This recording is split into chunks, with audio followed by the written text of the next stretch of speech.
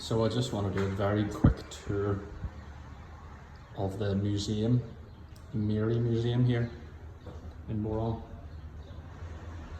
Here's the 5 visionaries during one of the apparitions.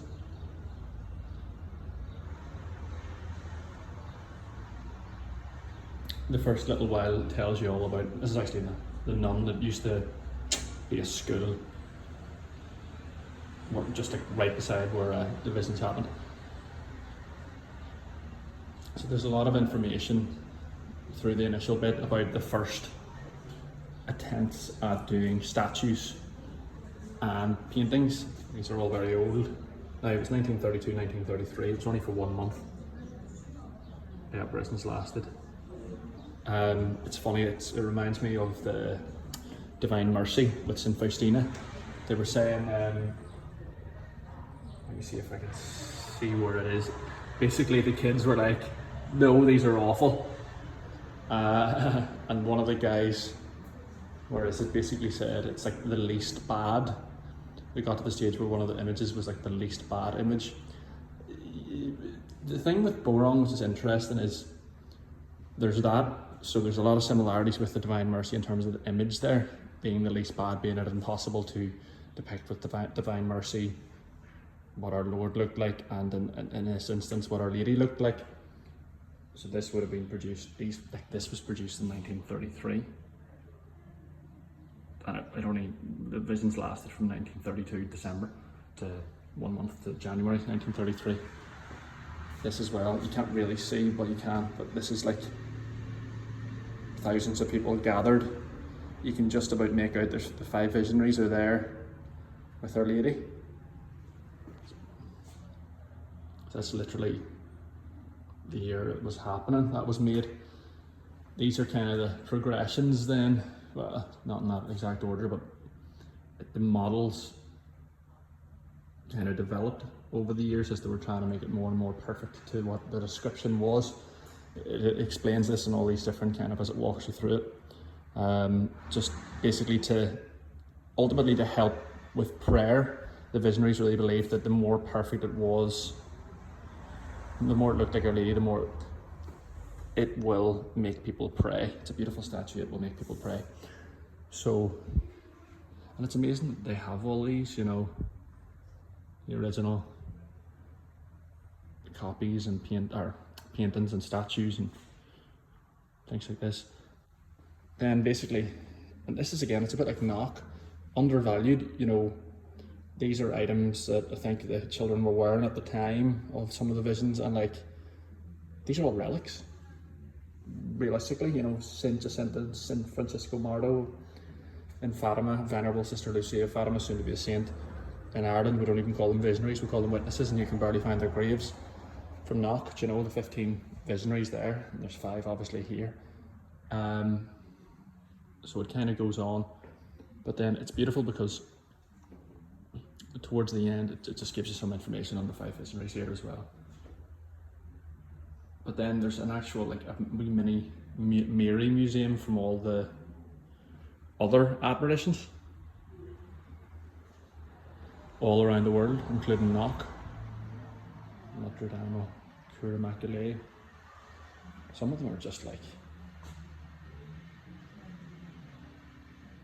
not that money matters, but some of these are clearly incredibly old. You're not meant to touch anything from all around the world.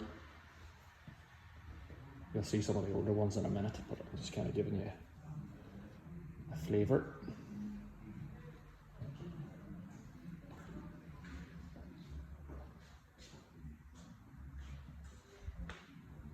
So, I didn't realise just how many apparitions there have been. How different so many of them are. How different and how similar. Montserrat, Emirates, Notre Dame des Emirates, Our Lady of the Emirates, or Bombay, like, jeepers, I had no idea. Our Lady of Victories. Don't know what this guy's all about. there's a couple of the ones from Guadalupe. There's the most modern Our Lady of Beauraing one that you get in shops here, or the shop here. There's also like basically one shop that you can buy things in, and it's out the back of the museum.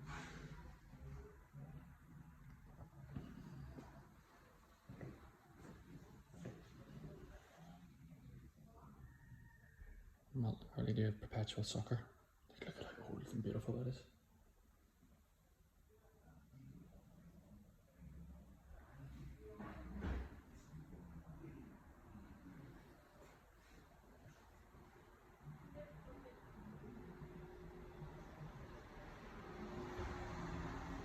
And yeah.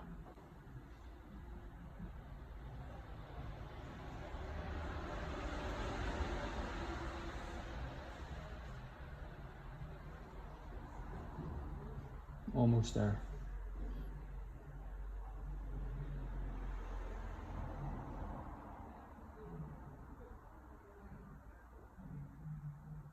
Lots of French ones. I don't know, are these all apparitions? I'm not even sure.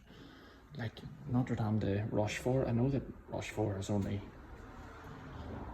15-minute drive from where I am here. And shamefully I had to look up Notre Dame to know that that means Our Lady. Didn't even know that.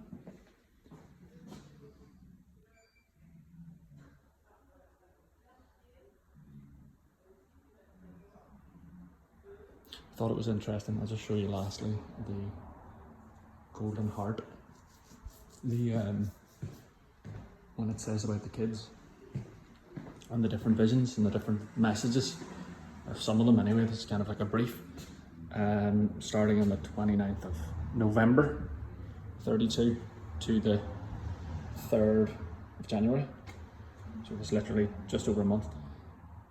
If you see the 31st, New Year's Eve, 32, it was only then that all the children saw our heart, and it's the Golden Heart, you know, so interesting. It was only the 29th that one of them saw it. As the Virgin opened her arms to leave, Ferdinand saw a golden heart in the middle of her chest. It ended in a point surrounded by rays of light, about 10 centimetres long, which tapered outwards. And then on the 3rd, the last one, Ferdinand sees a large oval ball of fire burst under the branch before Our Lady appears.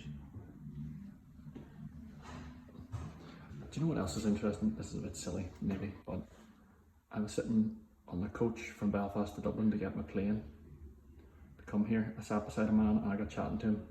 He was called Gilbert, and I was thinking, I've never really come across a Gilbert before. And 2 of the 5 visionaries, both girls, Gilbert. So I thought that was interesting. Anywho, I hadn't seen that before.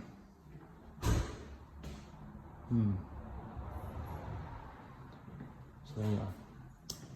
I'll just show you the most up-to-date one, the one that you see basically everywhere here now.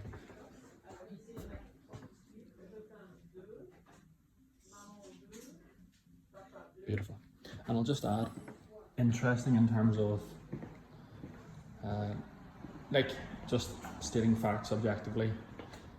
We'll all know once we've run our race, but some similarities in terms of some of the objections with Medjugorje. Clouds covering Our Lady's feet. Bear in mind this is a fully approved apparition from 75 years, as of Sunday, 75 years ago it was approved by the church. And of the 5 visionaries, all 5 got married and had families. That was one of the reasons why Father Chris Elar from the Marian Fathers in America mentioned that he thinks it's a very important apparition for the family, especially in the kind of battle for the family that we're in the world spiritually at the moment.